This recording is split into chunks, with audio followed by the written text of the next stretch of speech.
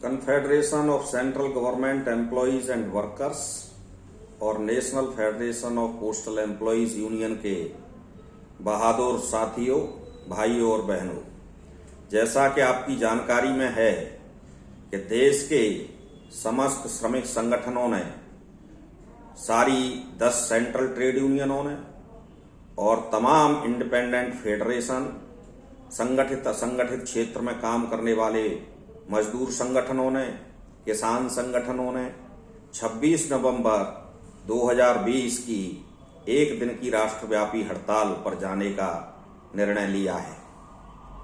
साथियों, जैसा कि आपकी जानकारी में है कि श्रमिक वर्ग के लिए, मजदूर वर्ग के लिए, कर्मचारियों के लिए, किसानों के लिए जब से ये नई उदारवादी आर्थिक नीतियां शुरू हुई हैं, तभी से उनके बुरे दिन शुरू हुए हैं। लेकिन 2014 के बाद से, इस नई सरकार के आने के बाद से उन नव उदारवादी आर्थिक नीतियों पर बहुत तेजी से काम प्रारंभ हुआ और उसका सबसे बड़ा दुष्परिणाम मजदूरों के ऊपर पड़ा है। आप देख रहे हैं कि सारे विभागों में लगभग 40 से 50% शॉर्टेज है। तमाम मजदूरों के हितों के जो लेबर कानून थे, श्रम कानून थे, उनको इस सरकार ने उद्योगपतियों के हित में बदल दिया है।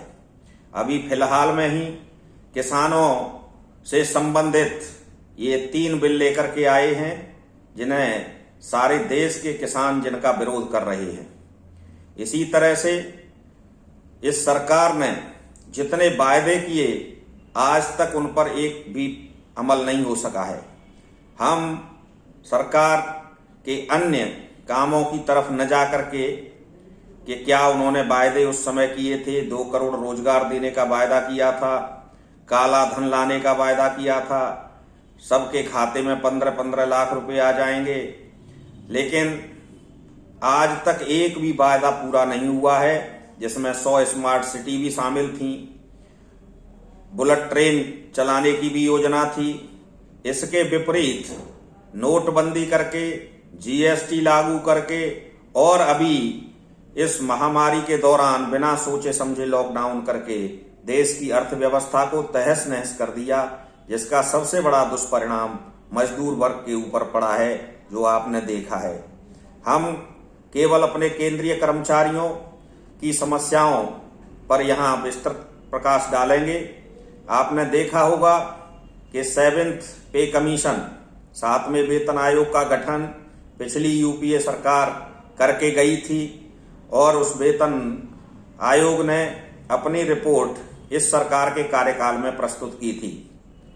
जैसा कि आपकी जानकारी में है, एनजेसीए ने स्ट्राइक का नोटिस दे रखा था, लेकिन इस सरकार ने बिना स्टाफ साइड से बात किए एक तरफा उस 7वें वेतन आयोग को लागू कर दिया था। स्ट्राइक की तैयारियां चल रही थी। सरकार को जब ये जानकारी हुई कि केंद्र सरकार के सभी कर्मचारी हड़ताल पर जा सकते हैं, तो सरकार ने एक ग्रुप ऑफ मिनिस्टर्स का गठन किया और हमारे एनजेसीए के लीडर्स को वार्ता के लिए आमंत्रित किया। लीडर्स, यूनियन लीडर्स और मंत्रियों के बीच में वार्ता में ये तय हुआ था कि मिनिमम वेज के रिवीजन के लिए, पेंशन के लिए, न्यू पेंशन स्कीम के लिए और 7th पे कमीशन की जितनी एनोमलीज होंगी, उन सब को दूर करने के लिए अलग अलग कमेटियां गठित की जाएंगी।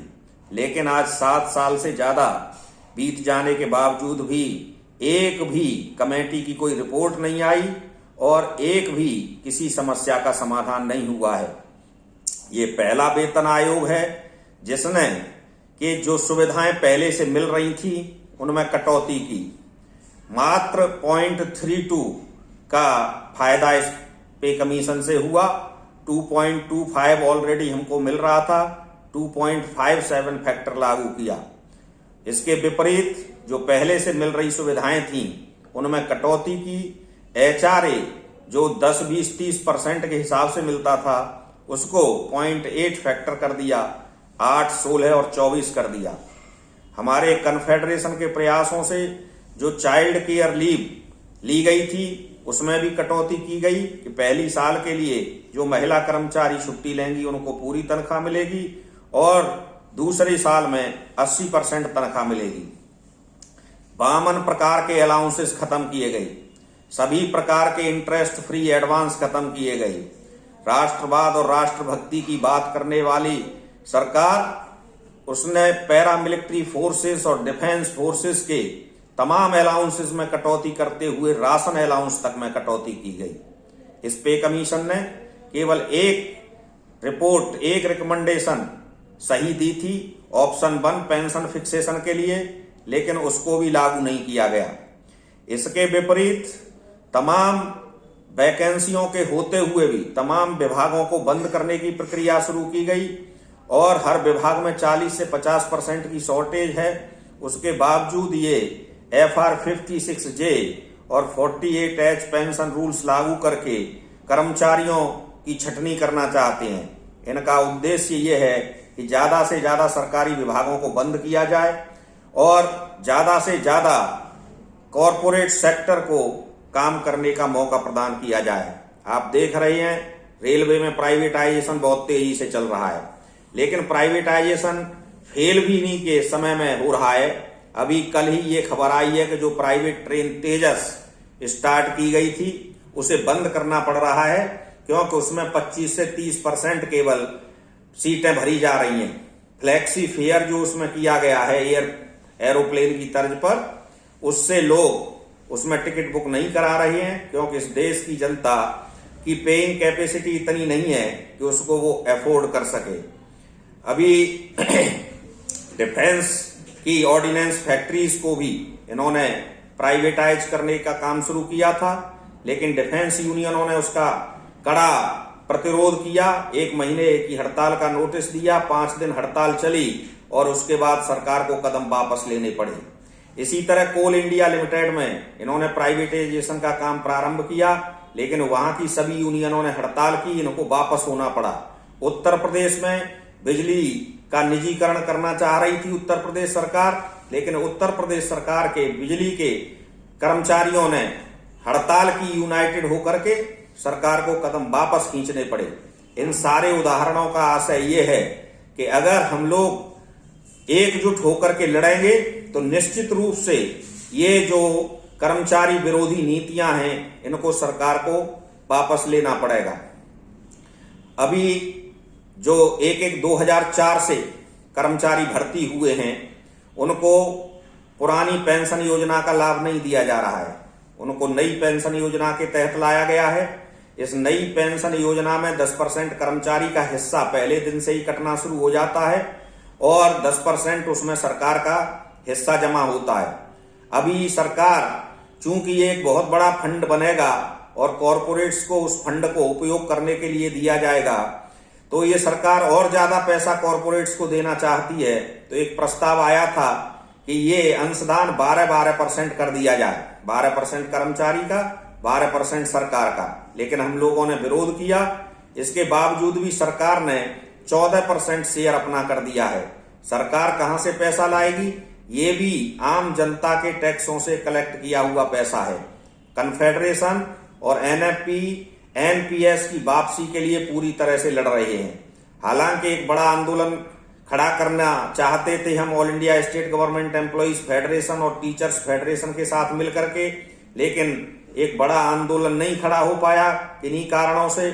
लेकिन फिर भी हमने NPS को हटाने के लिए तमाम अनवरत संघर्ष किए हैं, धरना प्रदर्शन, पार्लियामेंट मार्च, हड़ताल सभी की हैं और उसका परिणाम ये हुआ कि हर बार NPS में कुछ न कुछ परिवर्तन हुआ है। उसमें 40 और 60 का फॉर्मूला आया, 60% नगद भुगतान किया जाएगा, 40% एन्युटी में जाएगा, उससे पेंशन मिलेगी। अभी पार्शियल विड्रॉल का भी प्रोविजन आ रहा है, फैमिली पेंशन का भी प्रोविजन होने जा रहा है। एक एक करके धीरे धीरे तमाम उसमें बदलाव हर एक आंदोलन के बाद होते हैं। इसलिए ये नहीं समझना चाहिए कि एक दिन की हड़ताल या ये जो भी संघर्ष आंदोलन धरना प्रदर्शन करते हैं वो बेकार जाता है। कोई भी बेकार नहीं जाता है। हमारे टाइम बाउंड प्रमोशन ये केवल PNT यूनियनों, NFPT, कन्फेडरेशन, NFP के प्रयासों से टाइम बाउंड प्रमोशन मिले थे। PNT में 16 और 26 पर TBOP BCR, उसके बाद केंद्र सरकार के सभी कर्मचारियों के लिए 2 ACP आई, उसके बाद 3 MACP आई। लेकिन इस बार के पे कमीशन ने MACP जो कि फाइनेंशियल अपग्रेडेशन है उसको देने के लिए वेरी गुड बेंचमार्क लगा दिया, जो हटना चाहिए। जितना कैजुअल कॉन्ट्रैक्ट वर्कर्स है वो सब रेगुलराइज होना चाहिए, आउटसोर्सिंग बंद होनी चाहिए, प्राइवेटाइजेशन कॉर्पोरेटाइजेशन बंद होना चाहिए, ट्रेड यूनियनों के ऊपर जो आक्रमण हो रहा है ये बंद होना चाहिए। इसके अलावा अन्य सभी सेक्शनल डिमांड्स आप देखेंगे कन्फेडरेशन के भी चार्टर में, NFP के भी चार्टर में और अन्य सभी विभागीय यूनियनों को हमने ये लिबर्टी दी थी कि वो अपना एक चार्टर विभाग को सौंप सकते हैं। इन सभी मांगों को मनवाने के लिए, उनका निदान कराने के लिए हम लोग सभी आंदोलन के रास्ते पर हैं। ये एक दिन की हड़ताल एक ऐतिहासिक हड़ताल होगी जिसमें 20 करोड़ से ज्यादा श्रमिक वर्ग भाग लेगा। केवल कुछ सरकारी यूनियनों को छोड़ करके और कुछ ऐसी यूनियनों को छोड़ करके जिनके नेताओं के दिल बहुत कमजोर हैं और जो केवल यूनियनों को कागज पर चलाना चाहते हैं, वो लोग इस यूनियन में भाग नहीं ले रहे हैं। और अत्यंत दुर्भाग्य की बात तो ये है कि वो इस हड़ताल के विरोध में प्रशासन के, सरकार के समर्थन में पत्र लिख रहे हैं। ये अत्यंत दुर्भाग्यपूर्ण घटना है।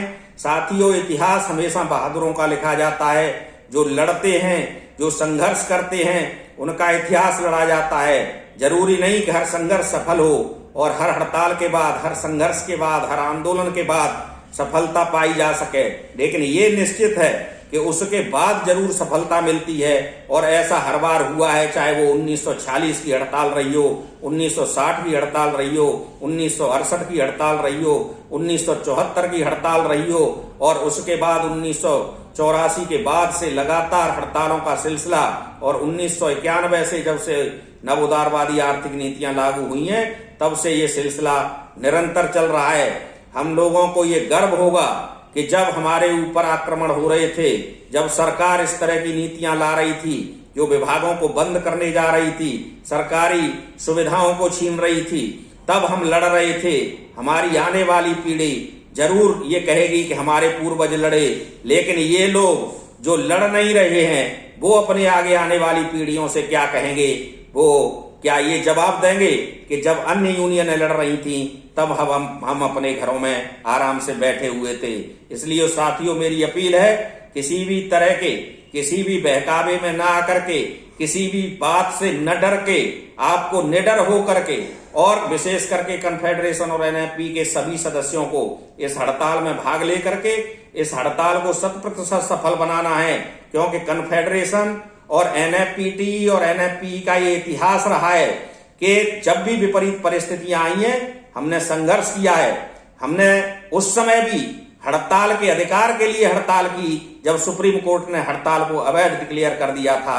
इसलिए हम इस हड़ताल पर जा रहे हैं। हड़ताल पूरी तरह सफल होगी। हम हमेशा लड़ते रहे हैं, जीतते रहे हैं और इस बार भी निश्चित रूप से हम जीतेंगे। धन्यवाद साथियों। इंकलाब जिंदाबाद।